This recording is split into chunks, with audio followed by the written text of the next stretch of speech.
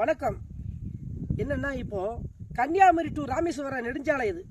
இந்த ரோட்டை பக்கத்தில் ரோட்டுக்கு மேலேயே நிற்கிது இந்த கருவை மரம். ஃபுல்லாக பார்த்தீங்கன்னா கருவை மிகப்பெரிய உயிர்ச்சலம் ஆகிறதுக்கான ஒரு வாய்ப்பு இருக்குது.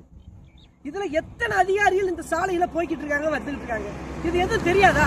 இந்த அதிகாரிகளுக்கு எதுவும் தெரியாதா? நீங்கள் வாகனத்துக்குள்ளே ஏசி அறையில் வண்டியில் போகிறதுனாலேயே உங்களுக்கு எந்த விபத்தும் வராதுங்கிற ஒரு அச்சத்தை நீங்கள் வரல போயிடுறீங்க. இருசக்கர வாகனத்தில் வர்றவங்களுக்கு எவ்வளோ ஒரு அச்சுறுத்தல் இருக்குது. இது ஏன் கண்டுக்கிற மாட்டேங்கிய? எத்தனை அதிகாரி போய்கிட்டு இருக்காங்க. இது ஒரு இடங்கள்னா நம்ம சரி நம்மளே அகற்றிடுவோம். ஆனால் இந்த நெடுஞ்சாலை முழுவதும் இந்த மாதிரி கருவ மரம் சேர்ந்து நிற்குது, ரோட்டுக்கு மேலே நிற்குது.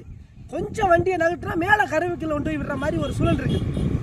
இதனால சம்பந்தப்பட்ட அதிகாரிகள் உரிய முறையில் நடவடிக்கை எடுக்கணும்.